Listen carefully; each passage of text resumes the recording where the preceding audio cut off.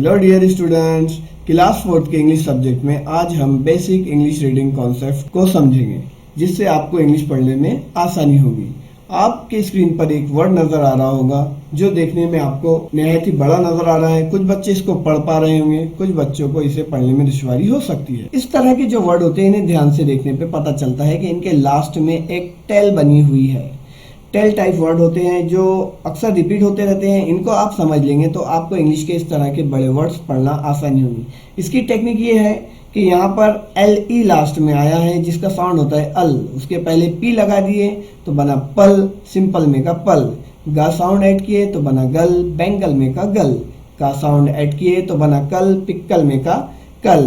प्यारे बच्चों, इंग्लिश में इस तरह के बहुत सारे टेल वर्ड्स होते हैं जिन्हें आप जहन में रखेंगे तो इंग्लिश पढ़ना, इस तरह के बड़े वर्ड्स पढ़ने में आसानी होगी। जिस तरह शन, शन, चेयर, शियल, शियस, इंग, मेंट, नेस, फुल, अल, एबल। तो प्यारे बच्चों, इंग्लिश में 26 अल्फाबेट्स होते हैं जिनमें 5 वॉवेल होते हैं, A, E, I, O, U। Vowel की पहचान हम V से करेंगे और 21 कंसोनेंट होते हैं जिनकी पहचान हम C से करेंगे।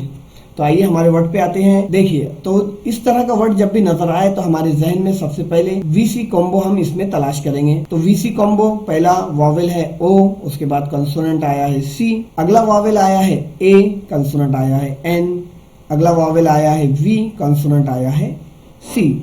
तो VC कॉम्बो तलाश करने के बाद उसके बाद वाला लेटर देखेंगे कौन सा है। ये हमारा पहला VC है, उसके बाद कंसोनेंट आया है। दूसरा VC है, उसके बाद कंसोनेंट T आया है। तीसरा VC है, उसके बाद वॉवेल आया है।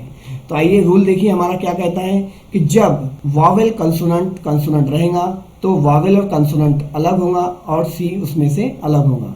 इसी तरह अगर वॉवेल कंसोनेंट आता है तो वॉवेल अलग होगा और कंसोनेंट वॉवेल अलग होगा, जो यहाँ की केस में होगा I के बाद। तो देखिए, वर्ड के हिस्से करने के बाद जब हमने इस वर्ड के हिस्से किए तो ये वर्ड 5 हिस्सों में तकसीम हो गया और हर हिस्से को पढ़ना अब हमारे लिए आसान हो जाएगा, जबकि बड़ा वर्ड पढ़ने में थोड़ी दुश्वारी हो सकती थी। तो अब देखिए कि जो है पहला हिस्सा, उसको पढ़ने का हम आपको कॉन्सेप्ट बताएंगे। तो ये जो 3 लेटर वर्ड होते हैं तो इसको जहाँ भी मिले आप इस टेक्निक से पढ़ेंगे तो आसानी होगी। BOX, आपके जहन में सवाल आता होगा कि इसको किस तरह पढ़ा जाए।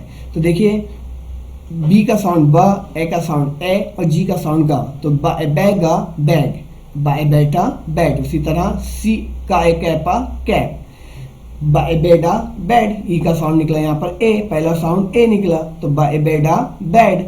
B को हटा के G लगाए तो बाय बेगा बैग, हाय है ना हैन। I का साउंड होता है E, तो फाइफीना फिन, काइकीडा किड, लाइलीडा लिड। O का साउंड होता है O, माओमा मॉम, पाव पोटा पॉट, टाउ टोपा टॉप। U का साउंड आ, माडा मड, राना रन, साना सन। तो इसी तरह हमने पहला वर्ड पढ़ लिया है कौना कौन। अब अगला उसके बाद दूसरा हिस्सा है जिसमें 4 लेटर है और इसकी भी हम आपको टेक्निक बताते हैं कि जब भी 2 कंसोनेंट एक साथ आ जाए, S और T साथ में आ गए तो इसको किस तरह पढ़ेंगे। जिस तरह मराठी में जोड़ अक्षर होते हैं, उर्दू में मुरक्कब हरूफ होते हैं, तो उसी तरह इंग्लिश में भी इस तरह के वर्ड होते हैं। ST, तो ST का साउंड निकला स्ट। SP साथ में आएगा तो साउंड निकलेंगे स्प। BR ब्र, BL ब्ला, DR ड्र, PR प्र। तो ST का साउंड हुआ स्ट, ए स्टे और उसमें साउंड ना ऐड किए तो बना स्टैन। उसी तरह SC स्के, ए स्के और एन साउंड ऐड किए तो बना scan. Pla plan, fla flag, dra drip, dra drop, cra crop, bra brush. तो हमने दूसरे पार्ट को पढ़ लिए। पहला पार्ट है हमारा कौन, दूसरा स्टैंड। अब देखो इधर आया है TI, तो T का साउंड होता है टा, I का साउंड होता है E, तो हुआ T। और N का साउंड ना, O का साउंड हुआ O, तो बना नो। तो और ये लास्ट में पढ़े थे पल। तो हमने अपने इसके जहन में टुकड़े करना है कॉन्स्टेंटिनोपल, लेकिन जब पढ़ेंगे तो एक साथ पढ़ना है कॉन्स्टेंटिनोपल। टुकड़े जहन में करने हैं और पढ़ना एक साथ है कॉन्स्टेंटिनोपल, कॉन्स्टेंटिनोपल। जब आप इसकी प्रैक्टिस करेंगे तो इस तरह के बड़े वर्ड्स को आप टुकड़े जहन में करेंगे और स्पीड से उसको पढ़ लेंगे, जिसके लिए आपको लिखने और पढ़ने में दोनों में आसानी होगी। अब अगला वर्ड देखिए, यहाँ पर देखिए लास्ट में इसके हमें टेल मिला है लिटी। रुकिए सर, आपने वाई का साउंड तो आप सोच रहे होंगे ई बताया, जबकि वाई का साउंड यह होता है। प्यारे बच्चों, अक्सर वाई लास्ट में आता है तो उसका साउंड ई निकलता है। और कभी कभी वाई का साउंड या भी निकलता है। यहाँ पे वाई का साउंड ई निकला है, फॉगी में का ई, बॉडी में का ई और बनी में का भी लास्ट वाला साउंड ई। तो आपको जब आप ज़्यादा रीडिंग करेंगे तो आपको ये खुद पता चलेगा कि कहाँ वाई का साउंड या निकला और कहाँ उसका साउंड वाई का साउंड ई निकला। तो ये आपके रीडिंग पे डिपेंड करता है। तो यहाँ पे हमें टेल मिला है लिटी।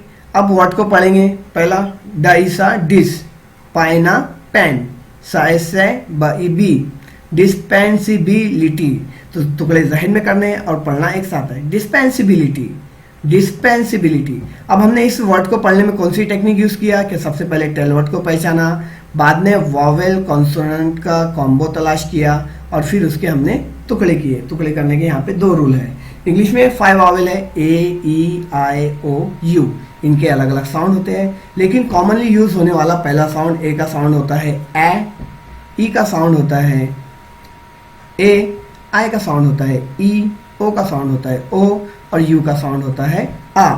यानी इनका नाम अलग है और साउंड अलग है। कहीं पर इनके नाम भी यूज होते हैं, वो हम आगे देखेंगे। तो अब देखिए एक अगला वर्ड देखिए। इसमें जो टेल है वो है एट। क्या है? एट। एट के पहले लगा दिए साउंड अ तो बन गया एट, र तो रेट, स्ला स्लेट। तो हमने टेल पढ़ा, यहाँ पे टेल मिला है हमें नेट।